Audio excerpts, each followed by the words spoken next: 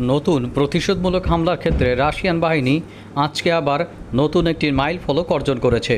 Vladimir পুতিনের প্রতিশোধমূলক হামলার নির্দেশের পর আজই প্রায় 400-এর মতো ইউক্রেনীয় সৈন্যকে একেবারে ওয়াপড আউট করে দিয়েছে রাশিয়ান বাহিনী। এবং সর্বশেষ খবর পাওয়া পর্যন্ত এখনও পর্যন্ত প্রায় 5000-এর মতো ইউক্রেনীয় সৈন্য তাদের কার্স্ক অভিযান শুরু করার পর এলিমিনেটেড হয়েছে। বন্ধুরা, সামগ্রিক এই বাস্তব সূত্র ধরে এখনও পর্যন্ত ইউক্রেনীয় বাহিনী কি এখানে অবস্থান করবে, নাকি শেষ পর্যন্ত পালানো অব্যাহত রাখবে এবং প্রতিনিয়ত তাদের হাতে যে ইউক্রেনীয় সেনারা বন্দী হচ্ছে এটি মেনে নিয়ে মিস্টার ভলোদিমির জেলেনস্কি আগুনে যে ঘি ঢেলেছেন নতুন সৈন্যবাহিনী পাঠানোর মাধ্যমে এই কার্স্ক অঞ্চলে, সেখানে আরও পেট্রোল ঢালবেন? বন্ধুরা, আপনাদের কি মনে হয় মিস্টার ভলোদিমির জেলেনস্কির বর্তমান যে সিচুয়েশন, এখানে একেবারে লেজগোবর অবস্থা, এখানে কি তার কোনো জয় পাওয়ার ন্যূনতম সম্ভাবনা আছে? এমনকি শেষ পর্যন্ত এই অঞ্চলে ইউক্রেন তার দখলদারিত্ব বা তার অবস্থান কায়েম করতে পারবে?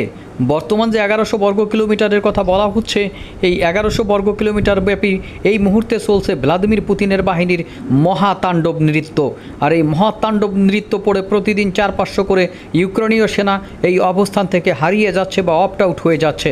এখনও পর্যন্ত 6 আগস্ট অভিযান শুরু করার পর 5000-এর মতো ইউক্রেনীয় সেনাকে পরপারে পাঠিয়ে দিয়েছে মিস্টার ভ্লাদিমির পুতিনের বাহিনী। বন্ধুরা, যখন রিভেঞ্জ হামলাটি শুরু হয়, এখন আর একটি পরিকল্পনার কথা শুনতেছি, সেটা হচ্ছে এর সাথে যারা জড়িত তাদের উপর প্রতিশোধমূলক ব্যবস্থা গ্রহণের নির্দেশ দিয়েছে মিস্টার ভ্লাদিমির পুতিন।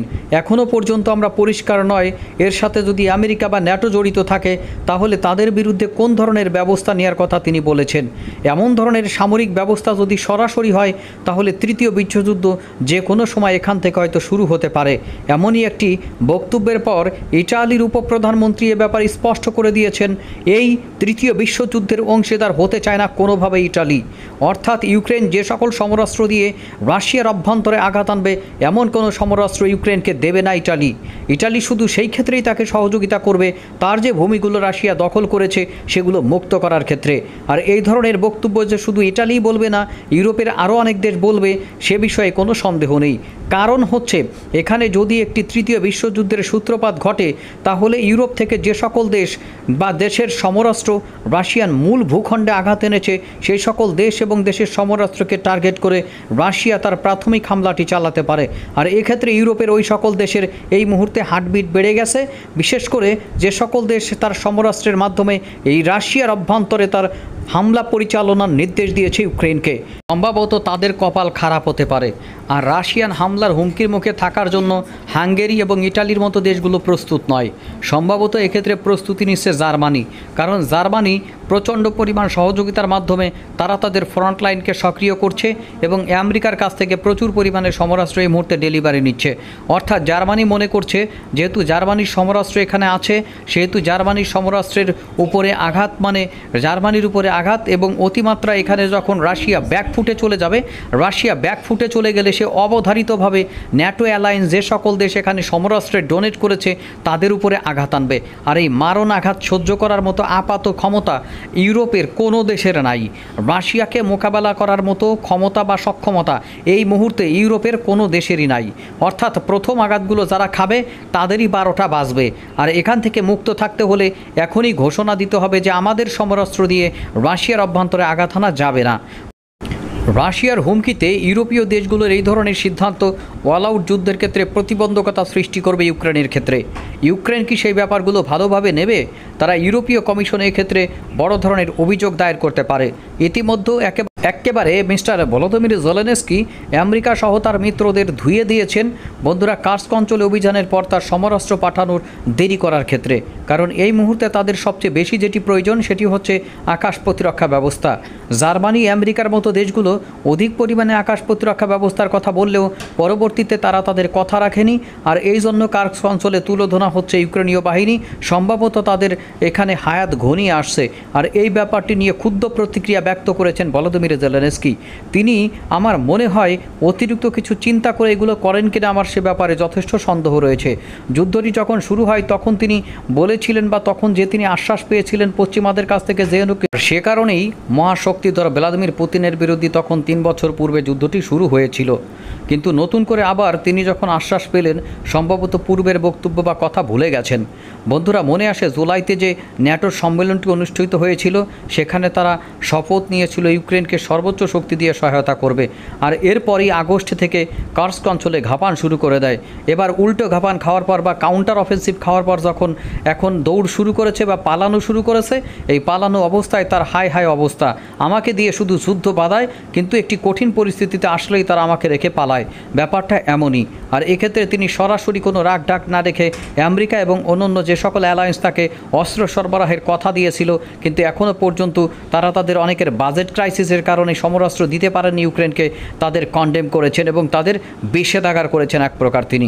রাশিয়ার তরফ থেকে, অর্থাৎ রাশিয়ার সংবাদ সংস্থা তাস জানিয়েছে আজকের আপডেটের মতো মোট টোটালি এখনও পর্যন্ত 5137 জন ইউক্রেনীয় সৈন্য মারা গেছে এবং আজকে একদিনই 17টির মতো ট্যাঙ্ক এবং আর্মড ভেহিকল ধ্বংস হয়েছে।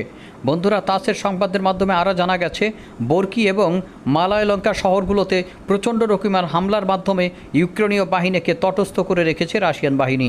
রাশিয়ার ডিফেন্স মিনিস্টার প্রতিনিয়ত গুরুত্বপূর্ণ অগ্রগতির সংবাদ দিচ্ছেন কার্স্ক অঞ্চলে, অর্থাৎ রাশিয়ান বাহিনী একেবারে তাদের পরিকল্পনা মতো অগ্রগতি অর্জন করছে এই অঞ্চলে।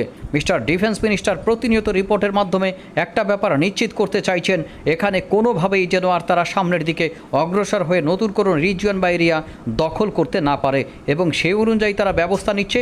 শুধু তো দখল তো দূরে থাক, মিস্টার ভ্লাদিমির পুতিন তাকে এই মাসের শেষ সপ্তাহ পর্যন্ত বেঁধে দিয়েছেন এদেরকে এখান থেকে কিক আউট করতে। তার জন্য যা করা লাগে তাই করবে এবং নতুন করে আমার মনে হয় আবার প্রতিশোধমূলক একটি প্ল্যান তারা ঘোষণা করেছে। অলরেডি তো প্রতিশোধমূলক আক্রমণ এদের উপরে চলছে, তারপরে আবার নতুন করে যখন প্রতিশোধমূলক আক্রমণ শুরু হবে সেটি মনে হয় দ্বিগুণ মাত্রায় শুরু হবে, আমার কাছে এমনই মনে হচ্ছে। এবং তখন তাদের অবস্থা কী হবে, নতুন কোনো সমরাস্ত্র ভিত্তিক অস্ত্র যদি মিস্টার ভলোদিমির জেলেনস্কি তার মিত্রদের কাছ থেকে পেয়ে আপনার কার্স্ক রিজনে পাঠাতে না পারেন, তাহলে এখানে ভয়াবহ রকমের বিপদে পড়বে ইউক্রেনীয় এই রিজার্ভ ফোর্স এবং সব ইউনিট থেকে, অন্তত 20টি ইউনিট থেকে গঠিত এই সেরা বাহিনী। আর সেরা বাহিনী যদি তুলোধনা হয়ে যায় বা ওয়াপড আউট হয়ে যায়, পরবর্তীতে ফ্রন্ট লাইনগুলোতে কারা যুদ্ধ করবে, সেখানে তো তাকে সে পিঠ দেখিয়ে চলে আসতে হবে। এখন ব্যাপারটি হচ্ছে এই হজবরল অবস্থার মধ্যে ইউক্রেন কি করে ঘুরে দাঁড়াতে পারে। বন্ধুরা, আমার আপাতত কোনো বুদ্ধি পরামর্শ এই মুহূর্তে নাই বা কোনো ইন্দ্রিয় কাজ করছে না যে কিভাবে যুদ্ধের মাঠে ইউক্রেন ঘুরে দাঁড়াতে পারে। একটা কথাই এখানে বলা যেতে পারে, ন্যাটো যদি সরাসরি যুদ্ধে অংশগ্রহণ করে তাহলে সম্ভবত এখানে কোনো একটা ফলাফল আসতে পারে, হয়তো মিস্টার ভ্লাদিমির পুতিনকে আলোচনায় বসানো যেতে পারে। কিন্তু ন্যাটো এখানে আসলে সেটি মিস্টার ভ্লাদিমির পুতিনকে আলোচনায় বসাবে না, মিস্টার ভ্লাদিমির পুতিনকে তৃতীয় বিশ্বযুদ্ধে উস্কে দেবে। সুতরাং ব্যাপারটা আপনারা হয়তো বুঝতে পারছেন এখন কোন ধরনের একটি গণ্ডির মধ্যে আটকে গেছে রাশিয়া ইউক্রেন সমস্যা।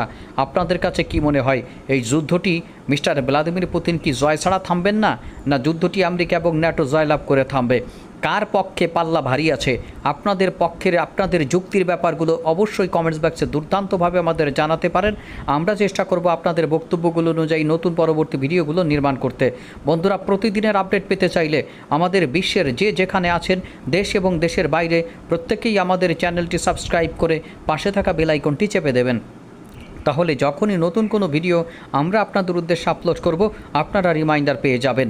রাশিয়ার তাস আরও নতুন তথ্যের মাধ্যমে জানাচ্ছেন যে ফ্রন্ট লাইনে আরও 3টি জায়গায় দুর্দান্ত অগ্রগতি হচ্ছে রাশিয়ান বাহিনীর এবং সেখানে বড় ধরনের একটি ডিরেকশন ভিত্তিক আক্রমণ চালানো হয়েছে।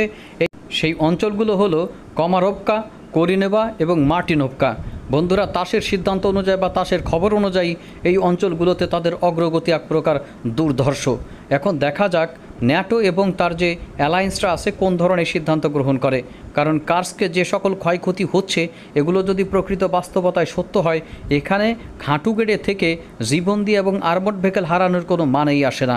শেষ পর্যন্ত কি এখান থেকে তাহলে যেভাবে সৈন্যরা পালাচ্ছে পশ্চাৎ অপসারণ করতে হবে মিস্টার ভলোদিমির জেলেনস্কিকে? আর সেটি যদি করতে হয় তাহলে একেবারে যুদ্ধটি শুরু হওয়ার পর এত বড় লস প্রজেক্ট মূলত পশ্চিমা, বিশেষ করে ন্যাটোর সহায়তায় নেয়নি ইউক্রেন।